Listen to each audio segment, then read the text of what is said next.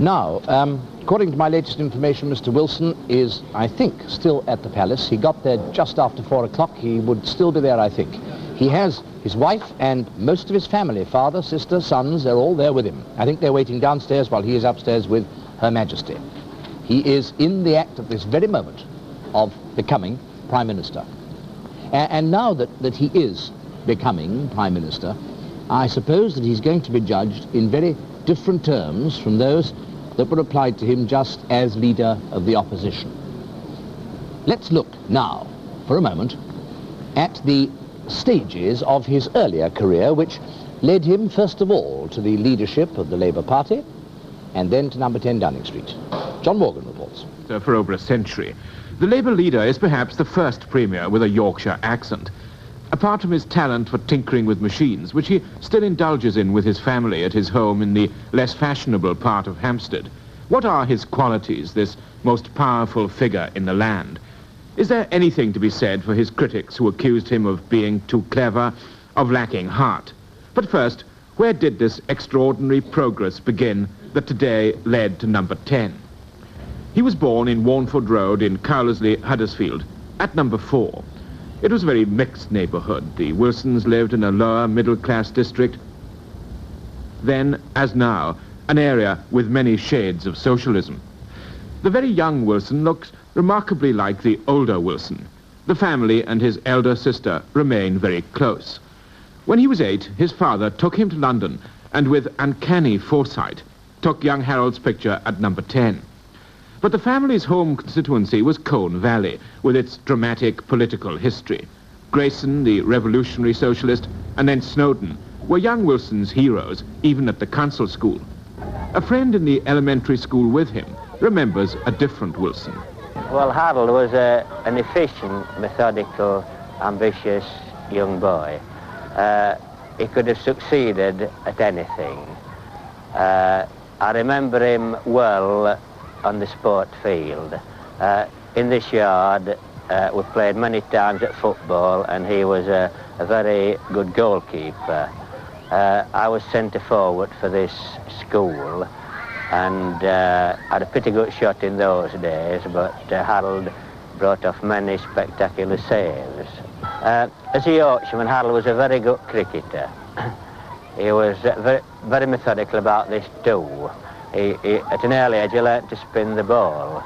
I used to tear my heart out, but Harold used to conserve his energy, and he could spin the ball very well indeed. In 1926, he passed the scholarship exam, the 11 plus of the time, to a grammar school at Royds Hall. The progress had begun. But the most important influence on his life was his father, Herbert Wilson, who's now 80. Herbert Wilson joined the Labour Party in 1906. At home, the talk was political. Among the usual adventure stories young boys read, Henty and Ballantyne, were the histories of the Luddites, the working-class heroes. It was from his father that Harold Wilson seems to have inherited his remarkable memory for detail. Herbert Wilson is now living in Cornwall.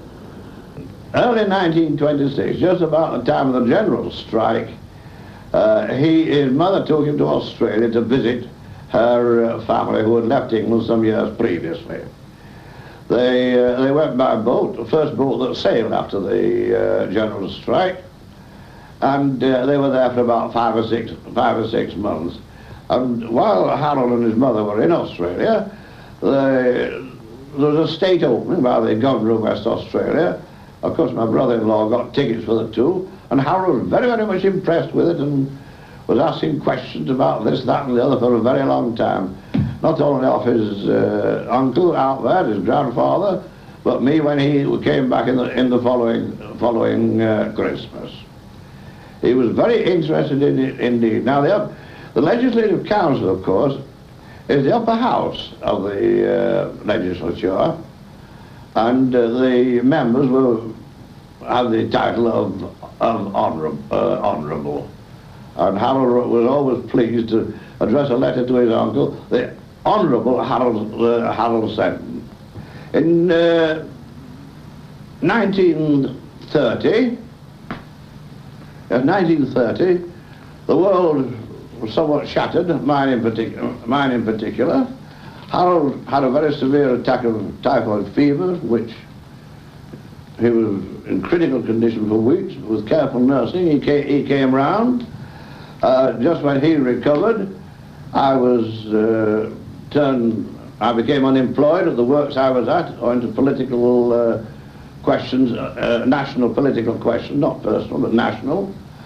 And it became necessary for me to look round for another situation. I obtained one after some time in Cheshire. Went to a chemical works there, and there the nearest secondary school, now called grammar school of course, was the Wirral School. He became a long-distance runner, but the only time he was lonely was when he was last. But the Wirral School was slightly peculiar in the early 30s. It was new, and so Harold Wilson was the only boy in the sixth form. He was now well on this educational journey, familiar to many British people, although he is the first leader of either the Labour or Conservative Party to have been to a grammar school. A teacher remembers him. I probably remember Wilson best through his association with the Scouts here. We started a company with the younger boys, and he threw himself wholeheartedly into the work and as troop leader, and we relied on him a great deal, and he never let us down. Eventually, of course, he became a King's Scout, the first one we'd had, and we were very proud of that, an achievement of which I'm sure he's proud too. If I'd been asked what he was going to be in life, I think I should have said that he would have made the top grade of the civil service. Whether Mr. Wilson feels that in his present position he's exceeded that target or fallen below it, well, I think only Mr. Wilson can know. From the Wirral, he won a scholarship, the first from the school, in history to Jesus College, Oxford, but soon decided to read politics, philosophy and economics instead. Harold Wilson and I came up to Jesus College as undergraduates in the same year. We both lived on the same staircase. As an undergraduate, he had a tremendous capacity for hard work, and he imposed upon himself a rigid discipline, as for instance, as far as the number of hours a day he had to work. And if he didn't come up to that standard, he was never very pleased with himself. He was aided by a most retentive memory, especially for details, so that in recalling, say, some political event of significance, he could not only give you the year in which it happened, but the day and the month and a good many other details which perhaps no one else would even try to remember. He wasn't particularly prominent either, as far as I can remember, in the political scene in the university. At first, his sympathies were with the Liberal Party, but he very soon abandoned that position and supported the Labour Club. It was rather his academic work, I think, that was his first love here in the university, and when he got his first in politics, philosophy and economics, no one was surprised. At Oxford, he won a remarkable collection of glittering academic prizes. He became the youngest Don at University College. It was all almost too good to be true. At University College, someone who knew him was the present master. We elected Wilson as a junior research fellow, and he moved into college and proceeded to do very interesting work, according to Beveridge, along the social research investigations. I remember it was very interesting that we used to meet always the fellows in the common room at the college, and one of the ablest men there at that time was the famous G.D.H. Cole, who was one of the leaders of the Socialist Party, at least of their intellectual branch. And the discussions in the evening centered very often on the questions of social welfare. At that time, party politics were only limited interest, but the whole idea of what ought to happen to the country was a matter of great importance to everyone. And in those days, of course, what Wilson already had strong and very interesting ideas on what he was planning for the future. Looking back on those days, it always seems to me that I thought of Harold Wilson as a fox terrier, if you had to take an image. I mean, he was full of energy, he was brilliant, he was very lively, of course, and every now and then he would give a sharp bark. so that he certainly was a vivid, or is a vivid character whom one can never forget. During the war, he worked in the War Cabinet Secretariat and the Ministry of Fuel and Power. When it was over, he became Labour MP for Ormskirk, and at once, still in his 20s, he was given office in the new government, now among his heroes. Even then, he influenced Labour policy. He'd written a book, New Deal for Coal, which helped towards the industry's nationalisation. His promotion was rapid. In 1947, he became president of the Board of Trade, the youngest cabinet minister since 1783. It was a period of austerity and rationing. De-rationing doesn't mean that all clothes will be available in abundant supply. The export drive must come first. And I'm appealing to the public not to buy more than they really need. And where there are difficulties, I know I can count on the trade to see that supplies are shared out fairly and equally. Again, I'm appealing to the trade, and I know I can do so, not to allow prices to rise. We shall, of course, maintain price control, but those who are able to raise prices, I hope, will resist any temptation to do so. Finally, one word. I hope that now your clothing books won't be required, that you'll put them out for salvage. In the 1950 election, the Labour majority crumbled. Some of its great figures were already ill. The pressures of career and rearmament were growing. The storm which was gathering for the party was also growing around the president of the Board of Trade. His resignation was still a year away. Meanwhile, how was Harold Wilson regarded by the Prime Minister at that time? Well, the reason why I appointed Harold Wilson was I had a large number of young Oxford and Cambridge men, and some of them were extremely promising. There was, of course, Hugh Gaitskell. He was ill at the time. Harold Wilson I put in as overseas trade, and he did very well there. And when Stafford Cripps went to the Exchequer, he was really the obvious successor at the Board of Trade. Of course, he was very young. That didn't matter. He had the qualifications, a very good economist. How successful was he after you'd appointed him to the cabinet? Oh, I think he was very good. He did a lot of work in overseas work.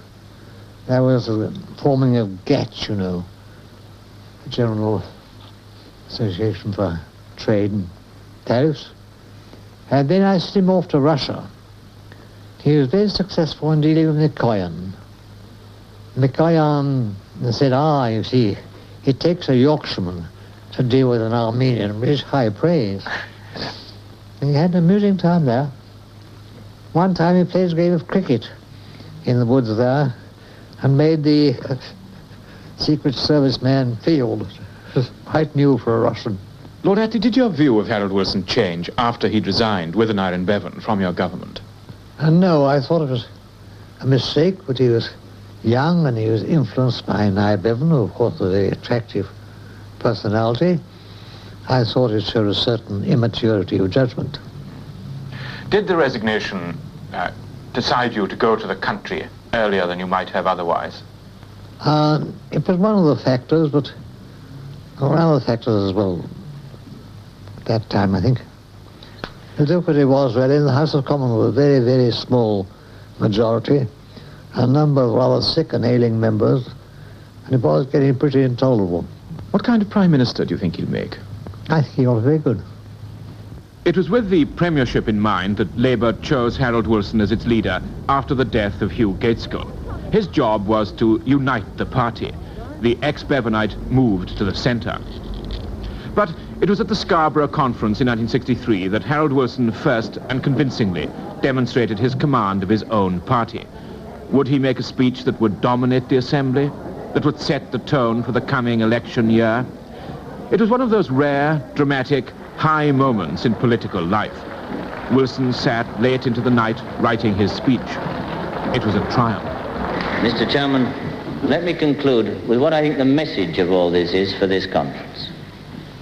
Because in this conference, in all our plans for the future, we are redefining And we're restating our socialism in terms of the scientific revolution.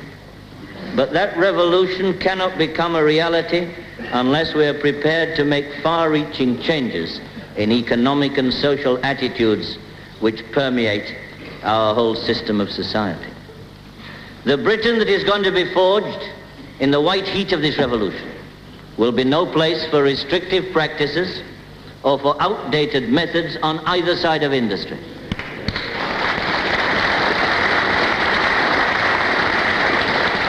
Then again, Mr. Chairman, in the cabinet room and the boardroom alike, those charged with the control of our affairs must be ready to think and to speak in the language of our scientific age.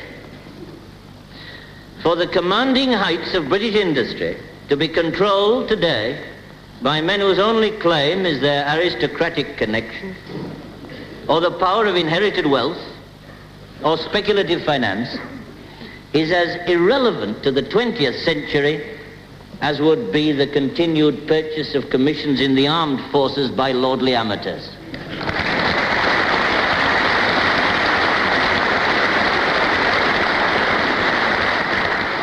At the very time that even the MCC has abolished the distinction between amateurs and professionals,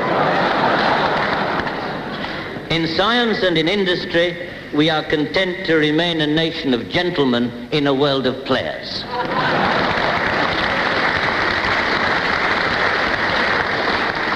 For those of us who have studied the formidable Soviet challenge in the education of scientists and technologists, and above all, in the ruthless application of scientific techniques in Soviet industry, know that our future lies not in military strength alone, but in the efforts, the sacrifices, and above all the energies which a free people can mobilize for the future greatness of our country.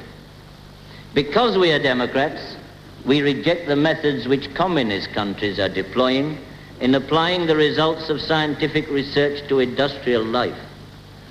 But because we care deeply about the future of Britain, we must use all the resources of democratic planning, all the latent and underdeveloped energies and skills of our people to ensure Britain's standing in the world.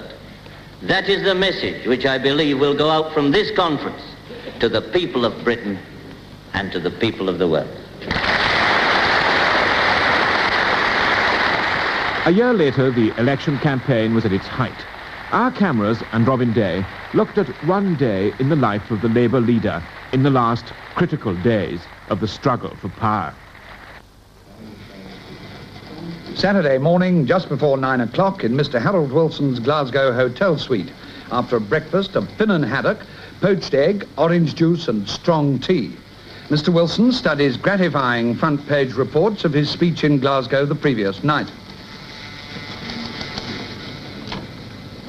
A team of secretaries works in the crowded room on the typescript of the speech to be delivered by Mr. Wilson in Edinburgh that afternoon.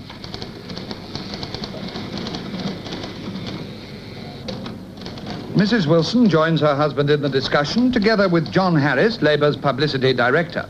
It's 9:15, and Mr. Wilson is already smoking his second pipe of the morning. He seems satisfied with the press coverage, one headline being the ebullient Mr. Wilson. Given it a very good show, yes. Very tough there, don't you? I think so. Television was so high up on the platform, couldn't see the audience of the television actually. What did you see at all? What did you see, the first 3 or 4 rows? I could just see some members of the press and couldn't identify them. Yeah, couldn't see the gallery at all. This is Mr. Wilson's office in Glasgow coming through for the conference for the General Secretary. They put the anti-war extension. I want his office. 9:30, the daily strategy meeting, which Mr. Wilson, when away from London, conducts by phone with Transport House. Here is Harold now. He's just come in. How are things, Len? How are things, Len? Any new developments? Yes. Willie Marshall is here, and he and his chaps say, just as a matter of interest, you'd like to hear that in Rotherglen, the canvass is showing a considerably improved position for Labour, even compared with the by-election, which was Yeah, which was the best by-election of the year, I think. Right. At 10 o'clock, the daily press conference held by Mr. Wilson, a key feature of Labour's campaign. 3 points to begin with, and then we'll get on to questions. First, the announcement that the government is now, this week, after 13 years stewardship of our economic affairs, forced into borrowing, will obviously be a central feature in the economic argument from now on. And I propose to deal with this in greater detail this afternoon at Edinburgh.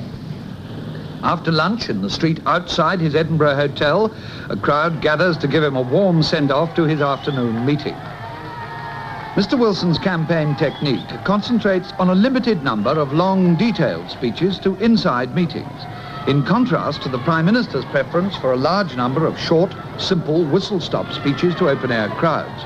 On his East Anglian day, Sir Alec made 8 short speeches, whereas on this day in Scotland and the North East, Mr. Wilson made 2 long ones. Mr. Wilson drives to the first of his big meetings on Saturday, accompanied by his wife. Awaiting him is an enthusiastic audience in Edinburgh's Church of Scotland Assembly Hall.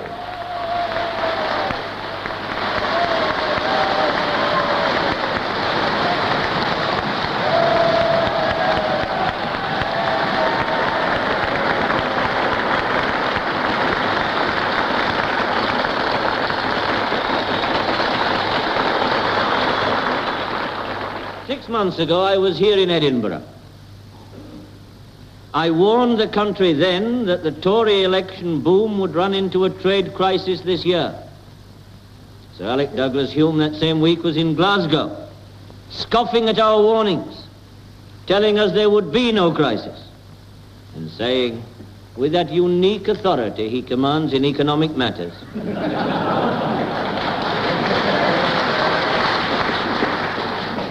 that the economy has seldom, if ever, been stronger.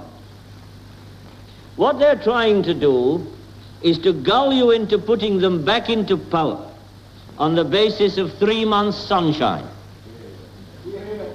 But we're electing a 5-year parliament, and they are desperately counting on you forgetting everything that has happened over the past 5 years.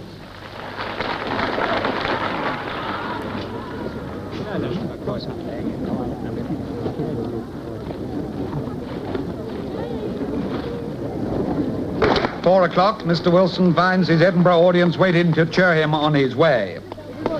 I'm not going to make another speech, so you can be easy about that. It's been a wonderful meeting this afternoon. Now you all know what you've got to do, so go to it, and the best of luck. God bless. Mr. Wilson, according to an official announcement in my hand, has accepted the Queen's offer to form an administration and has kissed hands upon his appointment as Prime Minister and First Lord of the Treasury. Let us now take the state of the parties. First of all, the party lead at 445, a Labour lead over Conservative of 14 seats, that's over Conservative of 14 seats, 623 results declared, 7 results to come. And the state of the parties, Conservatives, 302 seats, they gained 5 and lost 59. Labour with 316, gained 61 and lost 5. The Liberals with 5, gained 1, lost 2. Others, don't bother about it, lost 1. Labour is in with an absolute majority expected in the end to be probably 4. Now, we have a result left over from last night which came in sort of 6:30 this morning in between our programmes. Armagh in Northern Ireland, where Mr. John McGuinness has held the seat for the Tories with a hefty majority, as you would expect in the city of the 2 archbishops in Northern Ireland. Now, let's have a situation report from Michael Barrett, who is outside, number 10 Downing Street. And here indeed, where once a little schoolboy stood and had his photograph taken by his father, Mr. Herbert Wilson, the mature, Right Honourable Harold Wilson, Prime Minister, stood again 10 minutes ago. He made a very brief statement, the burden of which was a pledge that he and his colleagues would do their best for Britain and that we should all pull together. He then went inside to what was surely a most astonishing situation, one I've never heard of before, because the former Prime Minister, Sir Alec, was inside as well. Whether this was the confrontation of all time or not, I don't know. Mr. Wilson himself said that he didn't expect to see Sir Alec, though how he could avoid him, one is not quite sure. It is rumoured that Sir Alec at this moment may be departing by the back door. About a minute or so ago, Mr. Harold Bowden arrived, presumably the man who's going to be leader of the House. That is the situation at this moment then, and this is Michael Barrett in Downing Street. Now let's look at the party lead figures and the state of the parties. First of all, the party lead. We have a Labour lead over Conservative, note, of 14, that's 4 minutes past 5. There are 623 results declared. There are 7 results still to come. Some of those are going to be very late indeed. If we look across at the state of the party, the Conservatives, they have 5 gains and 59 losses. Labour, with a number of seats, 316, of course it is, with 61 gains and 5 losses. The Liberals with 5 seats, 1 gain and 2 losses, others 1 loss. This means that Labour is in power with an absolute majority. I see that we can now talk to a very famous elder statesman of the Labour Party, if I may call him that, in Mr. Emmanuel Shinwell, who's ready to talk to Robin Day. And as we've heard who the new ones are, and here is one of the old ones. Mr. Shinwell, if you would give us the benefit of your ripe experience. First of all, can you remind us how many elections you've fought? Oh, this is the 14th. And you are how old? Oh, I thought I could conceal that, but I'll be 80 next Sunday. Well, may I congratulate you. Your majority did drop to a mere 25,758, didn't it? Well, that's the percentage drop. You know what happens in a safe constituency. They say, oh, it's a foregone conclusion, you're going to win anyway. Is it necessary for it to come out, particularly if it's raining? And there it is, but 25,000 odd isn't anything to be sneezed at. May we come on to the national question of the moment, Mr. Shinwell? As you know, Mr. Wilson has been kissed hands on his appointment as Prime Minister. What is your opinion of this result? I think this appointment, the appointment of Harold Wilson, is one of the finest things that has happened for this country for many years. It's good for the country, it's good for the Labour Party, it's good for politics and democracy, and it's very good for the world at large. But he's a very competent person. In my opinion, Harold Wilson is perhaps the most competent Prime Minister we've had in this country, I should think, for the whole of this century. I've known most of them. Asquith, Lloyd George, Churchill, Macmillan, Baldwin, Neville Chamberlain, and Attlee, many of them are very competent, most of them very spectacular. Wilson is perhaps not so spectacular, but he has a competence that I think is unparalleled. But do you think, Mr. Shinwell, that an overall majority of 4 is good for the country, good for democracy, good for Parliament? Well, it depends how Parliament reacts to it. Of course, I should rather have seen a majority of 30 or 40, a working majority of even of 20. But, you know, if you operate Parliament and the system capably and tactfully, diplomatically, you don't display any arrogance, you treat the members of the opposition with the consideration they deserve, provided their behaviour is impeccable, then you can carry through your legislation. In any case, the one thing that Wilson mustn't do is to falter. He must go ahead with his programme. Thank you, Mr. Shinwell. I have to hand over. In about 10 minutes' time, we shall be giving you a full recapitulation of today's events, which have been fast and furious, so that you will be completely au fait with the situation. Before we do that, however, we have in the studio one of the grand old men of the Labour Party, and we call him that, Mr. Fenner Brockway, who has with him Kenneth Olson. Mr. Brockway, the Eton and Slough result wasn't only the loss of a seat for the Labour Party, but also the loss of one of their veteran fighters. Now that a new era of socialism seems to be opening in Britain, do you feel bitter to be excluded from it? Oh, not a bit, not a bit. Because I'm quite confident that under Harold Wilson, the basis of the new socialist society, which I have been seeking, will be established. As far as myself is concerned, I haven't any immediate plans, but I've always been lucky in life. I've always done the thing I wanted to do, and I'm quite sure new fields will open out for me. Well, now, your Conservative opponent in Eton and Slough didn't fight the same sort of campaign as Patrick Gordon Walker's did in Smethwick, but how decisive was racialism in your defeat? Well, I'd like to pay a tribute to my opponent, because he said he did not want any anti-racialist to vote for him. I'm afraid very many did, because there was an underlying attitude of opposition to the large immigrant population in Slough. I was regarded as a nigger lover. I was regarded as having brought them all into Slough, and undoubtedly that was a very big factor.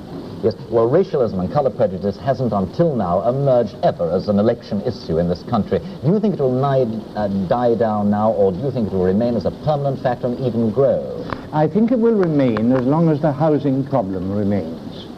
It was almost entirely the housing problem that caused the indignation in Slough. It's a prosperous town, workers pour in, no young married couple can get a house at all, and there was bitterness because immigrants were getting houses. They either bought them together at extortionate rates. We had one instance of an immigrant himself exploiting them. A big property company bought them up, crowded them, and extorted appalling rents. They were overcrowded, and their behavior in those conditions became an affront to some of their neighbors. Mr. Brockway, thank you very much indeed. Thank you. I said a lot had happened today. We have a chance now to get outside and hear what people think about events and how maybe they're going to affect them. You'll remember that this morning we were looking at people in the rush hour on their way into work. At least if you were with us, you'll have seen this. It's now 11 minutes past 5, and people, the earlier ones, are starting home on their way from work. A lot's happened in between. For example, they set out this morning in a Tory Britain, and they're going home in a Labour Britain. Do they think this is going to make a great difference? What do they expect now to happen? Let's go to Euston Station and join David Dimbleby. Euston Station and the crowds of commuters that we saw arriving this morning at 8:30, now at 10 or 5:15, just on their way home, doing a big trade in newspapers here, which we brought to a standstill a moment ago, but which luckily is built up again. And people who this morning technically arrived at Euston under a Tory government and who are leaving under a Labour government. What do you think of the result? Well, I think it's possibly expected, but I do feel that the majority is not large enough to give Labour anything near. All the cry in the election campaign was of the New Britain. What do you think the New Britain's going to be like? Well, I don't think we're going to have one. I don't see that we can really make any progress, or Mr. Wilson can make any progress with the majority he's got. I just cannot see him doing any sort of new innovations at the moment, anyway. Thank you very much, sir. What do you think the New Britain's going to be that we've now got in power? Well, I don't think it'll be a great deal of difference, because with a majority like that, I don't think they can do very much. Mr. Brown was saying today very firmly that he'd go through, that they got a majority and that was all that counted. Well, Mr. Brown is well known for putting his foot in it, and I expect Mr. Wilson wishes he'd kept his mouth shut by this time, but I don't see how they can get steel nationalisation on the statute book with a majority like they have, no matter what George Brown may say. So you're sceptical about a new start for Britain? Well, very sceptical. I don't think it'll be any different at all. What would you actually like to see? Well, I'd like to see them stopping for a while and perhaps have a little non-controversial legislation, and then have another election, and we'll get back a good Conservative majority. Some hope of no controversy. Yeah. Thank you very much indeed, sir. Let's move around here, see some people who've actually been buying papers, if we can go back down here. Still doing a trade.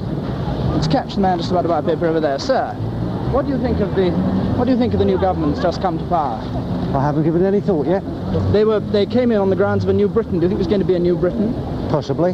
What sort of things would you like to see? I haven't made my mind up yet. Good, thank you very much. David Dimbleby at Euston. Are they expecting anything to happen of the same sort or differently, I wonder, up in Liverpool? What's the Scouse view? Let's join Harold Webb. A bitterly cold Lime Street, Richard. Thousands of Merseysiders going home, many of them to Mr. Wilson's own constituency in Huyton from this bus stop here. Did you know Mr. Wilson's the new Prime Minister? I didn't know until now.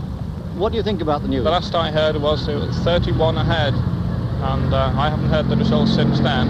I'm pleased to hear that Harold Wilson from Liverpool is the new Prime Minister, and I think that he'll probably do the best for the country that he can. What do you expect from Mr. Wilson? Well, I expect a moderate measure of reform, but with his small majority, I think he'll have to have Liberal approval for anything that he does. Do you think he'll be a good Prime Minister? I think he will be better than the last one, yes. What do you think Mr. Wilson will do for the housewife? Well, I hope that he will give us some good houses in future and knock down the slums in Liverpool. Is that the main problem here in Liverpool? Yes, I think so. What do you think about the news? I think that's very good, and I think the change was due, sir. I come from Northern Ireland where we have a Conservative government, but I think this change might do good. Do you think he'll be able to put through his measures with his small majority? I think he will. I think he's a very able man. I do indeed. Yes. Thank you very much. From Harold Webb, then, here in Lime Street, to Harold Williamson across the road in Lime Street Station. We have you in there, that's right, so we break the students up a little bit. I'm picking myself up. Not bad, but poor. Actually, I think that might do...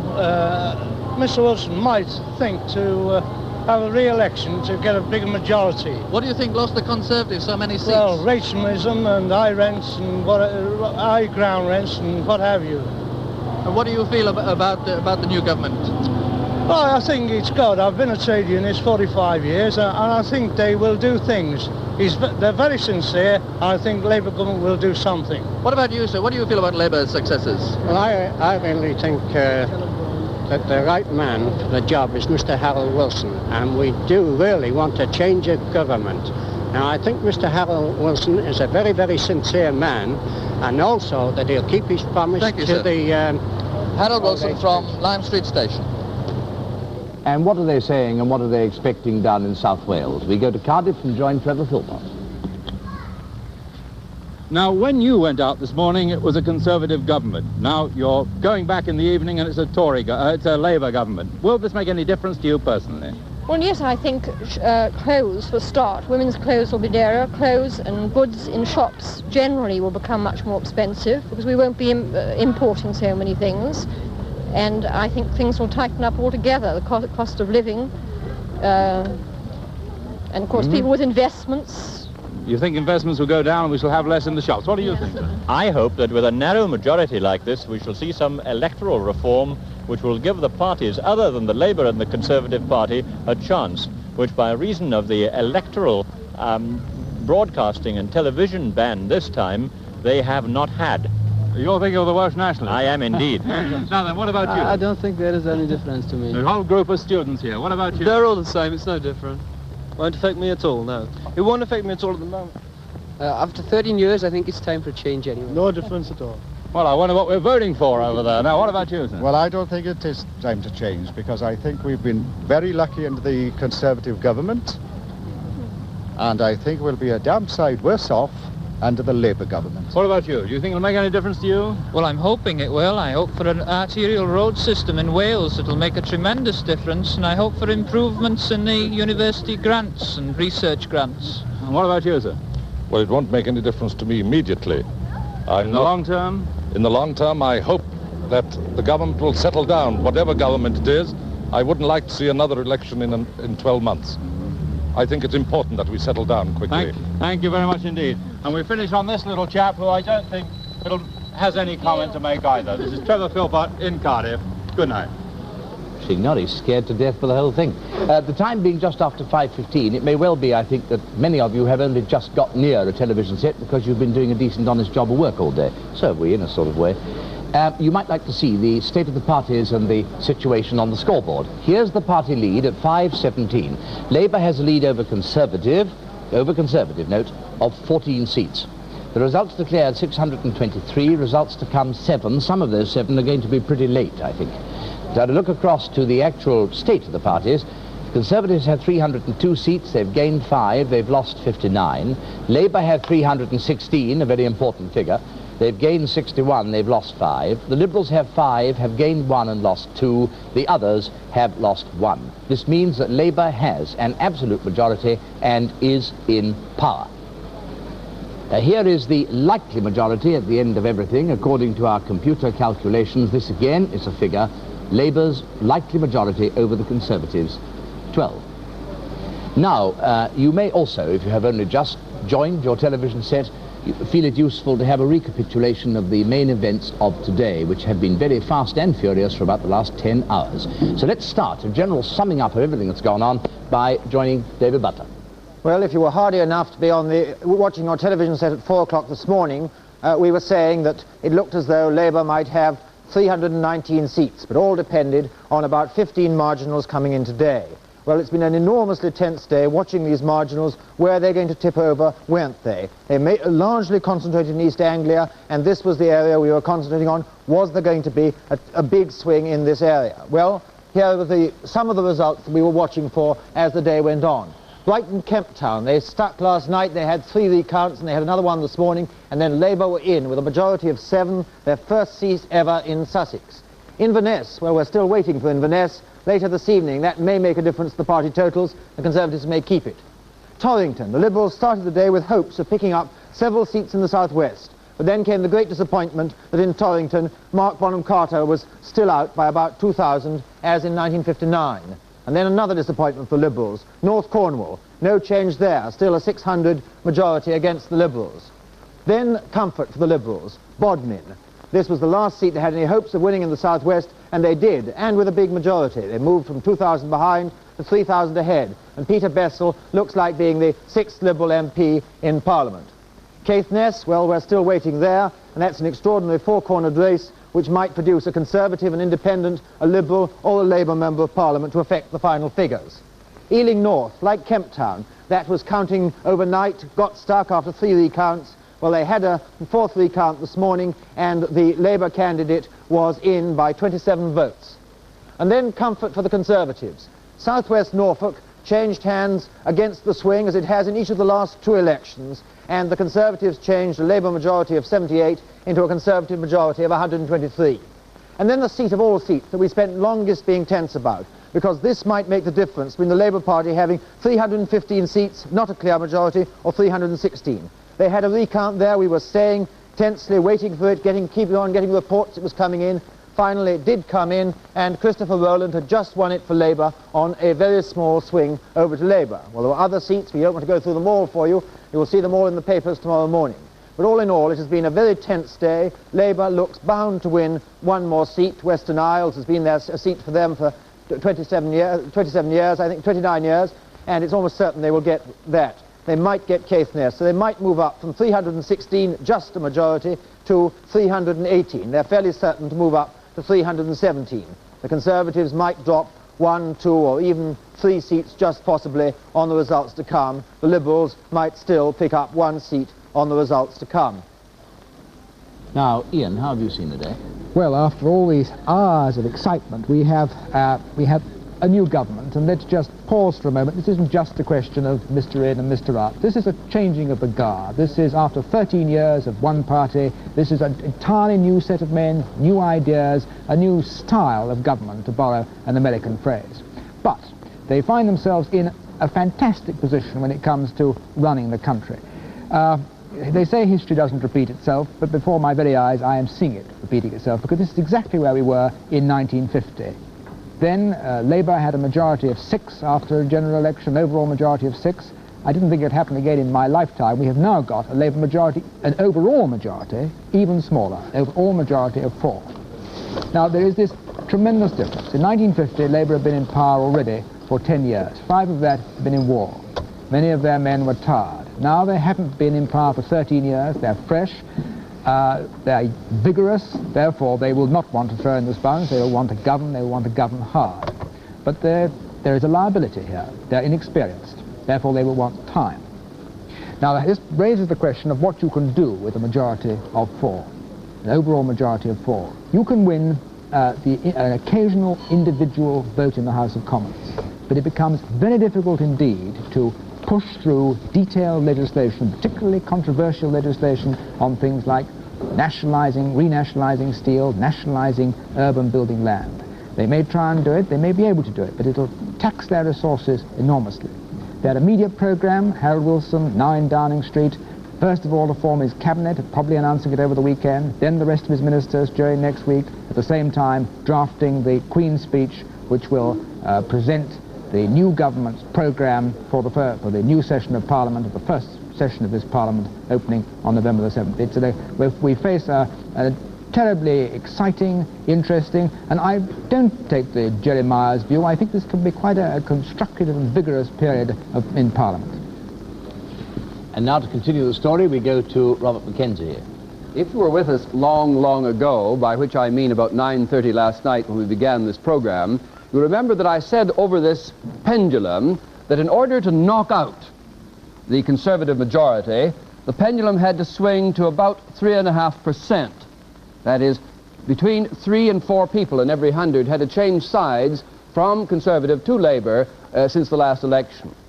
Little did one realize in saying that how nearly and precisely that is what happened.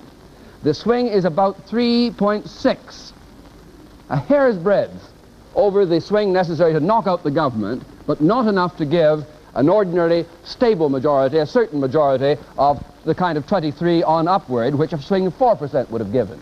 There's where the pendulum has finally settled to produce the closest election result in modern times in this country. Now let's see very briefly where the swings have gone around the country. In the home counties, the swing to Labour was 4.2, rather better than it was over the country as a whole. On the other hand, in the Midlands, the swing to Labour was markedly less. If Labour had done only that well, we'd still have a Conservative government in this country. Did rather better than par in the north. Curiously enough, the swing to Labour in the northeast is not as great as one might have expected, since there had been pockets of unemployment and so on earlier here. Labour did well, swinging up ahead of the national average in Scotland, and then, of course, in Wales, rather less than the national average, as indeed here in the southwest. But the picture is that the government was put out, really, by the home counties especially, and by Scotland, although only a few marginal seats were involved there. I'd like to look now, very briefly, at the electoral history of this country since the war, just to remind ourselves what's been happening. Labour, you remember, came in with really a very big majority at the end of the war, 146, then lost it in the famous election that so much resembles this one in the actual result in 1950, and then had 18 months of office with a majority of 6, and left power in 51.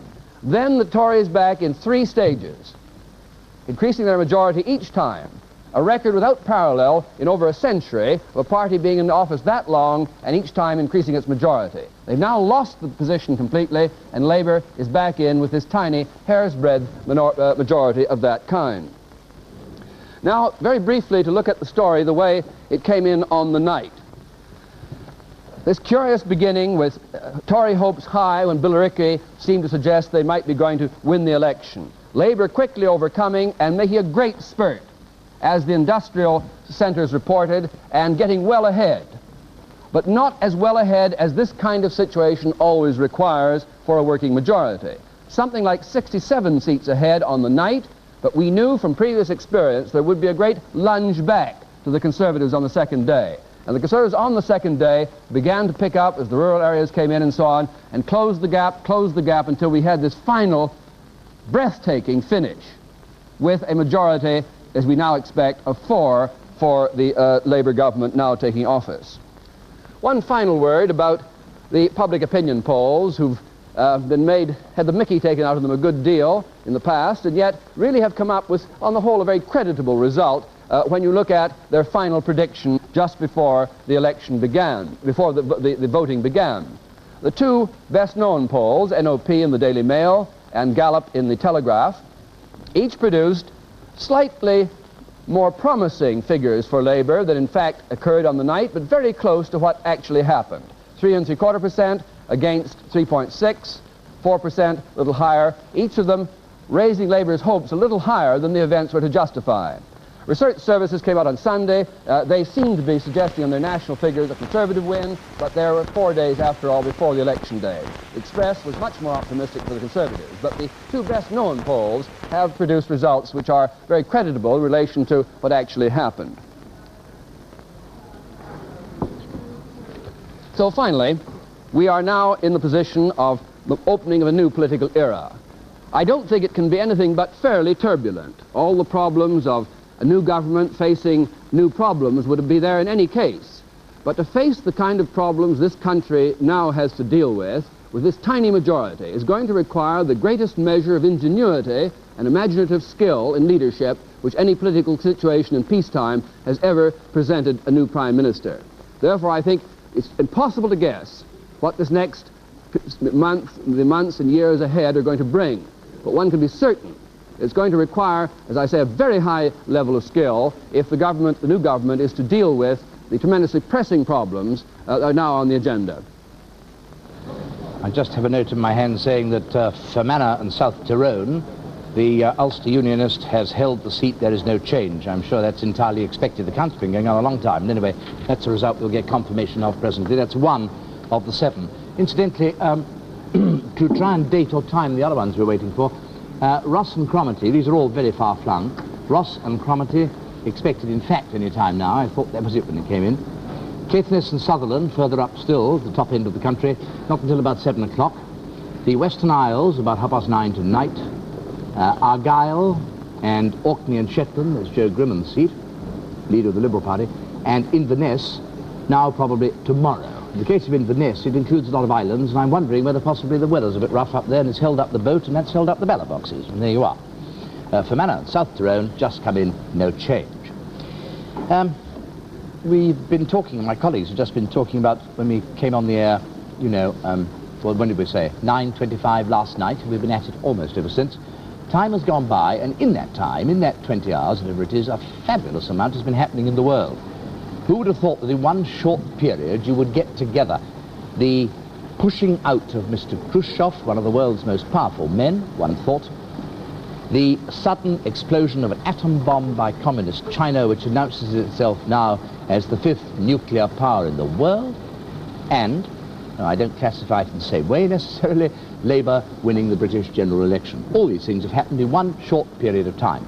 Up in the studio here we have some friends and colleagues to discuss these interesting facts coming together in Roderick McFarker and Alan Gwynne Jones and Michael Charltons-Williams.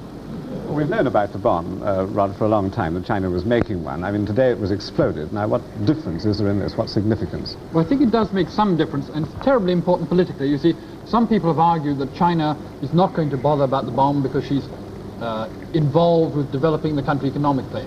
And the fact that today she's proved this wrong, the fact she has exploded a bomb, seems to me to prove conclusively that her main object is to attain equality of status with the Americans and with the Russians. She considers herself potentially one of the world's superpowers. Atomic power, nuclear weapons, is one of the main aspects of being a superpower, and she will not rest until she has attained that equality, whatever the economic cost. Well, from the defense point of view, is it economically feasible that a country like China can attain equality with the great powers, the superpowers? Certainly not immediately. I think that what Roderick says is absolutely true, but of course there is the point that if they have reached the stage of exploding a nuclear device or an atomic device, which they now have, it must have been at some considerable economic cost in the other sectors of the economy. But to go on from that to the purely military implications, I don't think anybody should be fooled into thinking that China is now a nuclear power. China is not. The explosion of a crude atomic device is the first step on a long, long road. And I would have thought that it wouldn't be exaggerating to say that it'll be 10 years at least before China is even a nuclear power in the sense that we are, or the French are, and it would be very, very much longer than that before they could hope to be a nuclear power in the sense that the United States or the Soviet Union are. It's followed an event of the greatest significance, of course, in last night's deposition of Mr. Khrushchev.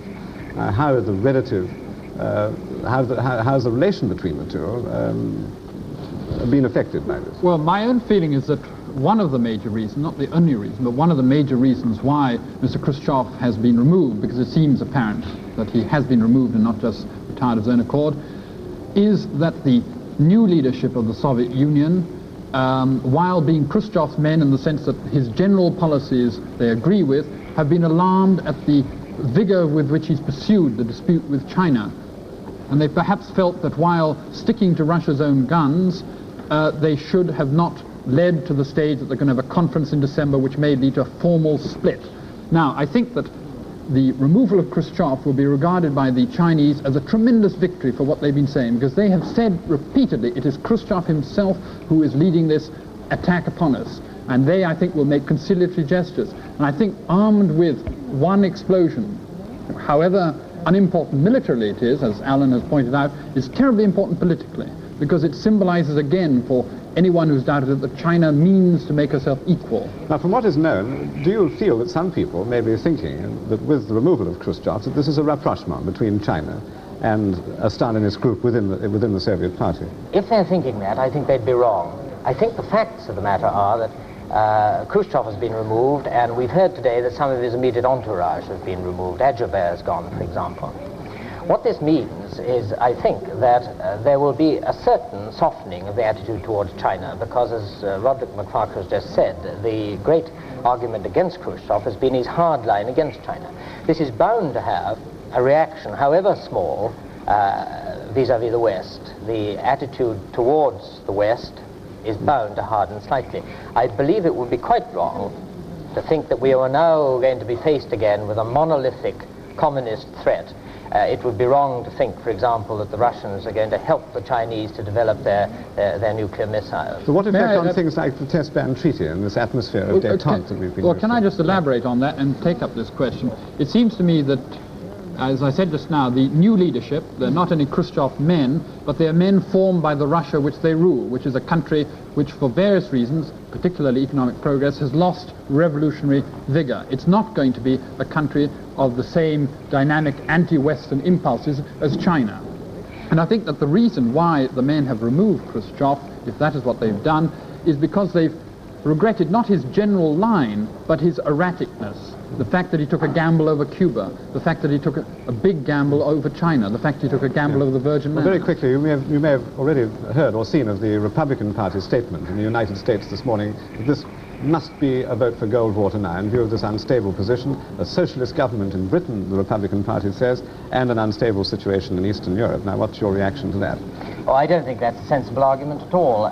For example, I don't think the Chinese bomb means any great instability. As I say, it's 10 years ahead, and to suggest that a left-wing government, a socialist government in this country, means you've got to have Goldwater in America seems to me the most ludicrous form of illogic. Thank you both very much. We have a rush result, Justin. I'll give you straight away. We'll give you the details shortly afterwards. The Liberals have won the Caithness seat in the extreme north of the country, taking it from the Independent, who had Conservative support. This means that the Liberals will almost certainly have 7 seats in the next House of Commons. If they've won Caithness, it means they have got a chance of winning Inverness and even Ross and Cromarty, of the results still to come. On the figures, it's very interesting. The Liberals were helped in the Caithness by a split Conservative vote. The former MP, David Robertson, was an independent. He stood down. The local Conservative Association then picked somebody he didn't approve of, so he backed an independent. But on the figures, if you add the votes for the Conservative and the independent Conservative together, they still fall short of the Liberal vote. So this means that the Liberals will have 7 men in Parliament, all of whom will have won their seats against Labour and Conservative opposition. And if this is a Highland trend, it could even threaten the Labour Party in the Western Isles, because there is a Liberal challenge to this well-entrenched Labour seat in the Western Isles. I don't think it's very likely, but it is certainly a possibility opened up by this Caithness result. Here are the details, Caithness and Sutherland. An 80% poll, up 10%, the biggest increase we've had. You can see what an exciting fight it was, but as Ian has pointed out, if you add the independent Conservative and the Conservative votes together, the Liberal would still have won if there had been no split in the Conservative vote. The Labour Party comes second. This is reminiscent of the great fight in Caithness back in 1945, when all 3 candidates were within 60 votes of each other. Fermanagh and South Tyrone, the one we told you would come in just now. Here are the facts. There's no change there. The Marquess of Hamilton has held the seat for the Ulster Unionists or the Conservatives. There's something gone wrong with that card, actually. The Marquess of Hamilton is put down second on that. I think there's been an error in the entry of that card. I think you should disregard it as sent out on transmission. Well, our understanding is that the Conservatives have won Fermanagh. Exactly, whatever the correct figure may be. Now, let's just take the state of the parties. Bob Mackenzie. The Labour lead over Conservative, then, is now 13. This, of course, does not take into account the Liberals, who will be much involved in affecting that actual Labour lead overall. 5 more seats to come, not expecting any very drastic changes now. If we look at the state of the party board, the Conservatives there have lost 59 now. We warned at the very beginning that if they went over the figure of 45-50 in that upper right-hand corner, they were headed for defeat. and that has come to them. Labour has precisely the 1 over half of the total number of seats in the House, 630, 315. They've got 316, and they should be able to move that up another notch. It does point very strongly, however, to the prospect of a Labour majority of 4, not more than 4. The Liberals have come back so far with 1 seat less than they had. They had 7 at dissolution. They might still pick up 1 more. That's the balance then at this moment.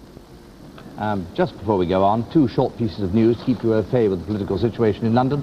Mr. Brown left number 10 Downing Street just now, George Brown, and said that there would be an announcement by the new Premier fairly soon. And that, I imagine, could be people and offices. Sir Alec and Lady Douglas Hume left number 10 by the garden gate in a private car at 5:20, 20 minutes ago, and Sir Alec said that he and Mr. Wilson had not met. Remember, Lord Attlee thought that Mr. Wilson wouldn't be announcing any appointments until tomorrow. There are precedents for a new Prime Minister announcing just the 2 or 3 absolutely top jobs within a matter of hours. The Chancellor, in this case, Foreign Secretary and Leader of the House. Could well be that. Now then, this day, which has changed from a Tory world to a Labour world, and our inquiries in the world outside as to what people think about it. Let's go back outside now and back to join David Dimbleby down in the thronged concourse of Euston Station. Yes, if you ever get... Were you in favour of Mr. Wilson being elected Prime Minister? Were you in favour of Mr. Wilson being elected Prime Minister? Does it make a difference now, the news today about the Chinese atomic bomb and Khrushchev? Doesn't make any difference at all? No. Do you think he'll be as capable of coping with that sort of foreign affairs situation? I do, because I think he's a professional politician. He's very astute, and I think that he will be able to hold his own with any Russian leader or Chinese leader, come to that. Good, thank you very much. I mustn't let you miss your train. Thank you. We'll go over here. Sir, excuse me. Do you hear that China has exploded an atomic bomb this afternoon? I hadn't heard it, no. Well, they did, in your opinion, if whatever your opinion was before, about Mr. Wilson as Prime Minister.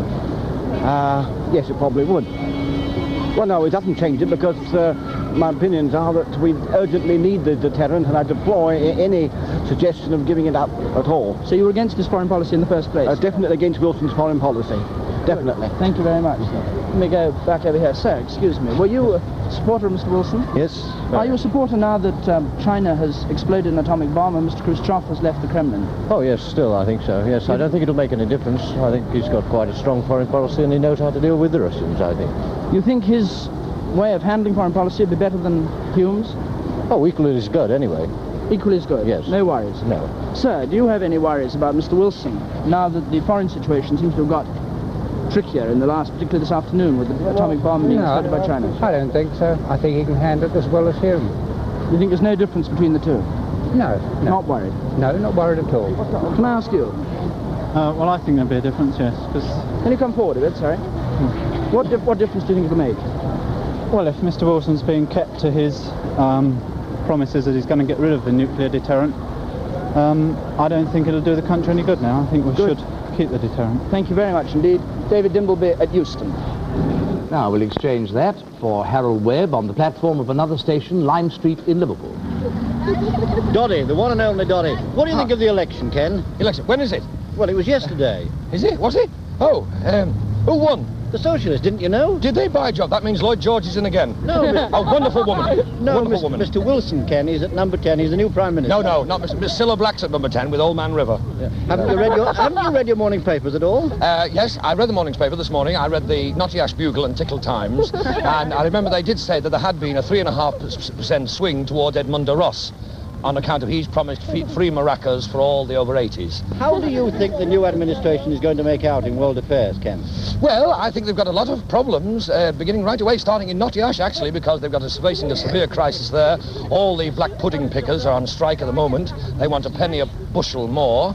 And, of course, in Nottingham, we have a new member there. Actually, we can't tell the difference between him and the old member because it's a margarine seat. Do you think Mr. Wilson will nationalise the Jambutti mine? He wouldn't dare. He wouldn't dare because the Ditty people would be revolting. They're revolting as it is, but look at them. Who do you think Mr. Wilson will have in his new cabinet? Well, we've got a picture of my little Uncle Willie on our cabinet, but actually Mr. Wilson phoned me today and asked me would I like to become the new Minister of Education. Harold Wilson wanted you in the cabinet? Cabinet? No, Billy Wilson. He's our coal man. He's crackers. What do you think of Jimmy Edwards failing to get elected? No, that was his own fault, you see, because he should have stood for Bushy. Yeah. Actually, I think he would have made a wonderful Minister of Agriculture, because he's got the face for it, hasn't he? Yeah. After all. Ken, I think they want us back in London now. Thanks so much for coming along. Tatty bye. Eh? Where are we? I doubt whether the atmosphere will be the same at Labour headquarters in Transport House. However, let's go down and join Peter Woon and see what he's got to say. The aftermath of victory at Transport House. The tape machine unattended. The election scoreboard left unattended too. And the party workers have gone home. Gone home in the knowledge that Mr. Wilson's in number 10. During the last 20 hours of extraordinary tense anxiety here, one's seen the fluctuating fortunes of the Labour Party mirrored in the party workers' faces. The dismay, the anxiety, the jubilation, and finally the sober concern. And now they've gone home in a mixture of moods with three vital things in front of them. They're thankful that they've got in, dismayed that they've only just got in, but most of all, I think, determined that they're going to make it work. So the Battle of Smith Square between the Conservative Central Office just across the way and Transport House here is over, and it's Transport House that's won. Peter Woon from Labour Party headquarters. We now go from Peter Woon, the Labour Party headquarters, to his opposite number, John Tidmarsh, who is at Conservative Party headquarters. Well, this is the chair where Sir Alex sat an hour or so ago and spoke to the nation to admit defeat. There are only a very few party workers left in the building at the moment, and what can one say from Conservative headquarters? Well, I wouldn't say there was the feeling of black gloom here. In fact, they're a good deal more cheerful than they were at one stage during last night. The Conservatives have really gone to extraordinary lengths to keep the pressure down here in their headquarters, and for something like 20 hours until the result was beyond all doubt, there was absolutely no official comment at all, which was of course extremely frustrating for all the journalists who were waiting here through most of last night and through most of today as well. For us here, the election didn't really come alive until that moment when Sir Alec Douglas-Home came into the building after going to Buckingham Palace to see the Queen and admitted his defeat. He was given a very warm welcome by the party workers here, and he managed to smile quite cheerfully, but one could see that it really was a terrific effort. And I don't think anyone who saw Sir Alec Douglas-Home during what was for him a very sad moment could do anything but admire the way he carried himself very much. There's one moment I will remember. It's when the interview in this studio was over and Sir Alec was going out of the studio door there, and I heard him saying to Lord Blakenham, the chairman of the Conservative Party, I think perhaps I better go straight back to Downing Street. I've got some packing to do. This is John Tidmarsh at Conservative headquarters. And from Conservative headquarters to Liberal headquarters, there to meet John Timpson. And here there are perhaps just half a dozen faithful Liberal workers here clearing up, who managed to raise quite a healthy cheer as that news came through from Caithness of the last Liberal victory up there. And Mr. Grimmond, who was the only party leader who's been able to spend most of the time at his headquarters, has now left. He's on his way back up to the Orkneys, and this news perhaps will have reached him in his plane and will have cheered him. But in general here, although there's cheerfulness at the thought that there are 3 million, at least 3 million Liberal voters in the country, there's a little depression that they still only have 6 or 7 representatives in the House. What perhaps consoles them is the thought that those 6 or 7 are going to play a most important part in the activities of Parliament in the next few months. This is John Timpson in Liberal headquarters. Let us now go to the state of the parties, the general situation. Party lead at 547, Labour lead over Conservatives 13. This is over Conservatives. Results declared 625, so there are 5 more results to come. Hello? If we now look at the state of the parties, the Conservatives with 303 seats have gained 5 and lost 59. Labour with 316 seats, the magic number, have gained 61 and lost 5. Liberals have 6 seats, having gained 2 and lost 2. The others, which covers any others, -2. Oh yes, there is a corrected result which we got a little wrong, I think, with our figures or with our names. Here is the no change situation in Fermanagh and South Tyrone.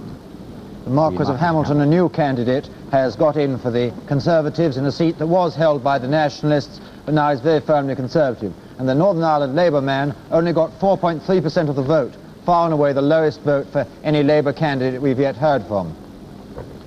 Now the time has come towards the end of our programme, reporting this general election, to start my colleagues' final summings up of the general situation. And let's take the first one now from a considerable authority on the subject, Robert Mackenzie. During the last half-century, the Conservative Party has been in office for 4/5 of the time. They now indeed go out of office, really, for the rare experience of having a chance to reconsider their position without the burdens of office. As many people will see it, they needed a rest. They have been in office for 13 years, and while new men have emerged during that time, it's been a very long spell indeed, the longest spell of unbroken office held by a single party in modern times. The Labour Party is in a curious position. In its 60-year life, the Labour Party has 5 times taken office. In 4 of the 5 times, including this time, they have lacked a clear working majority. Only in 1945 did they achieve a thunderous majority of the kind which enabled them to be sure of a clear 5-year run. I would think that it's unlikely that with their present majority that they would think of trying to run the whole 5 years, partly because of the enormous strain this will place on individual MPs. Granted, it's not a leadership that is tired, as the leadership of 1950 was after the better part of 10 years in office, including the war period. Younger men, energetic, eager to carry through their program, but they will face the difficulty that the strain on their whole backbenches will be simply enormous. One can be fairly sure that neither the Conservatives nor the Liberals would want to take the responsibility for precipitating another general election in a matter of weeks or months. This is one protection the new Labour government will have, because especially the Liberals, with their shortage of finance and so on, might find themselves put right out of business if they had to fight another election very quickly. This will tend to keep the Liberals, I think, from trying to take advantage of any momentary opportunity to overthrow the government. But this government takes office in the most difficult possible circumstances as far as its majority is concerned, though other governments elsewhere have ruled with the majority of 1 and so on, or even in minority situations. But a very narrow majority faced with urgent decisions. We mentioned the balance of payments crisis, which could require certain restrictive actions of one sort or another. Then matters like the question of the mixed-manned MLF force, which the United States is strongly pressing Britain to enter. Now here you've got the possibility that sections of the Labour Party backbenches will be intensely unhappy. Some of them are absolutely sincere and devoted opponents of the idea of Britain taking part directly and individually in the use of nuclear weapons. Therefore, you may have tensions within the party. But nonetheless, I should think the overall important consideration is the fact they know they must create an impression of forceful leadership if they are to be able to carry the day and to approach the country again in 18 months or 2 or 3 years with the hope of being returned by a larger majority. And now a summary from Ian Trethowne. Well, of course, how to work this fantastically close parliamentary situation must be one of the things uppermost in Harold Wilson's mind at this moment as he sits in his first hour or 2 in Downing Street as Prime Minister with his chief aides round him. Just one little thing that's just occurred to me. Harold Wilson hopes in a few weeks' time to fly to Washington. By then, presumably Patrick Gordon Walker will have been found a seat as Foreign Secretary. He will fly to Washington too. Net result in Parliament, the government's majority will be halved during that time, from 4 to 2. This is the sort of problem that's going to face them. Inevitably then people say, well, how long can they go on? Does this mean we must have an immediate general election? But Bob Mackenzie, I think, brought out the essential difference from 1950. I remember very well sitting up in the press gallery and watching this tired Labour government, tired because they'd been in office for 10 years, fighting back the harrying tactics of a vigorous Conservative Party thirsting for office after being out of office for 5 years. The situation now is very different. In strict parliamentary terms, the problem really is this, that with a majority of 4, majority of 1, you can win a single vote. And this is the sheet anchor which Labour will have. They'll get beaten sometime at 2 o'clock in the morning on some ordering council on bread or something like that. They'll get beaten. But the next day, Harold Wilson will be able to come down to the House, move a vote of confidence, and get his majority. What will be extremely difficult, though, is to put through detailed legislation, particularly legislation of a really controversial character. In other words, renationalisation, nationalisation of urban building land. Lord Attlee in this studio an hour or 2 ago said, go on with your programme. But how are they going to do this? Take the renationalisation of steel. This is the really crucial one. If this will be a complicated bill, If you send this to a standing committee of the House of Commons, which is composed of, what, 40, 50, 60 MPs meeting outside the chamber, on this, the government will have a majority of 1. If that chap gets flu, they've lost their majority. This is the sort of problem they're up against. Right, then they have to have it committee stage on the floor of the House, of all MPs. Now, this is not impossible. You can do this, but it takes up a lot of time. You can use the guillotine. Governments have been using it more frequently recently. The Conservatives, I think, may regret that they've used it so frequently with their majority of 100. But again, there's a point beyond which you cannot guillotine. My own very strong feeling is that Harold Wilson will want to carry on, but he will find it very difficult to push through his detailed legislation. He'll want to carry on because if you become Prime Minister, you don't want to chuck the job up put it at risk after 6 months. And there is another factor, that this new government, if you were with us earlier, we were going through some of the top names, and even some of them have had very little administrative experience. The list of cabinet ministers that Harold Wilson announces in a day or two's time will include a number of people who have either never held office at all or only held junior office. Now they're taking charge of whole government departments. Inevitably, 1 or 2 of them won't quite make the grade. Equally inevitably, some younger people, as yet unknown, will be appointed parliamentary secretary of the Ministry of Building and Works and will prove very good. So after a year or 18 months, and Harold Wilson has virtually said this in public last Saturday, he will carry out a big reshuffle, bring on his young people, form a government of people who he's known and tried, proved their worth this year, and then he'll want them to show their paces. So everything points to him wanting to hang on, wanting to give himself a run of 2, 2.5, even 3 years. Now, admittedly, with this sort of majority, it's terribly difficult. But this is, I'm sure, the strategy he will try, unless, by any chance, and this is a thing Michael Foot was pointing out earlier on, that a Prime Minister decides the date of a general election. Nowadays, he has the opinion polls, which show him very closely whether it's worth going. If Harold Wilson, of course, in 6 or 9 months' time, saw a chance, saw Labour with a big lead on the opinion polls, found this perhaps backed up by a couple of favourable by-elections, then he might well have a doubt. But when you're Prime Minister, you don't put it at risk unless you're pretty sure of winning. And now the third summary of the day from David Butler. If you're one of those people who's bored with politics and have been exhausted by the politicking of the last 2 years, I'm afraid you're in for disappointment as a result of this election. Because one thing that is absolutely certain about the political situation left by this small parliamentary majority is that people will be thinking about political tactics. The government and the opposition will be thinking about the next election. They won't believe that the parliament can last its full term, and they'll be looking to see what has happened, what they can do. You will have hot politics. Now, it seems to me that this election will therefore be analysed very closely to see what lessons it's got. Firstly, Labour has won the election, not only getting a clear majority of seats, but also getting at least 1% more of the vote. They do it, however, the bias in the electoral system that worked against Labour seems quite largely to be eliminated on the preliminary figures we've been looking at. That's one of the things that will be looked at fairly hard. Secondly, the Liberals have got 7 seats, and indeed there are 3 seats still to come in the 5 seats returning, which the Liberals have an interest in, notably, of course, getting their leader back in Orkney and Shetland. They also have got over 3 million votes, and the parties, even if they're not impressed by the 7 Liberal members in Parliament, who certainly will be in a very critical position, they will be impressed by the 3 million Liberal voters who might go one way or the other. Another thing, the immigration issue. I'm afraid that we're going to see a certain number of other people who try to do what was done in Smethwick in the areas where this matters, and we may get some extremely unpleasant politics in this area of exploiting race, subtly or overtly, and this is something that is certainly a sad consequence of this election. So the Labour Party takes office with the authority to govern, at any rate for a while, but there will be a great deal of argument and tactical playing between the parties over the next few months, few years. I don't think this Parliament can last 5 years unless there's an extraordinary change in public opinion and a lot of Labour gains in by-elections. And now, one more summary from Robin Day. Not a very long one. I would merely like to say this. First of all, about Sir Alec Douglas Hume, I would have thought it was undeniable that, bearing in mind the huge Labour lead earlier in the year, that to have got within this distance of winning, he did pretty well. After all, Few people, perhaps not even himself, ever expected him to be Prime Minister, and most people, most observers, compared him unfavourably with Mr. Wilson in political ability.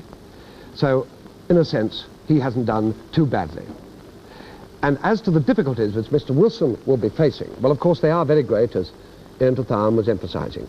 But there should be, I think, no doubt about the determination and toughness of Mr. Wilson, Mr. Brown and his colleagues. You heard Mr. Brown say to me earlier in the day, we've got a mandate and we're going to govern according to it. He said it several times with great emphasis. And on the train, in that radio-telephone conversation, on Mr. Wilson's triumphal journey from Liverpool to London, he said this to me: when a government assumes power, it has a duty to govern. And that brings us to the end of our general election programme. We've been on the air since about 21 hours ago, and I only hope we've been of some use to you.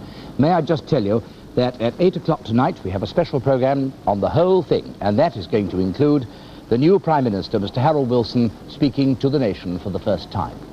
I'm sure you'll want to be there at 8 o'clock. We hope we've been of some use to you, and may I just say now, goodbye.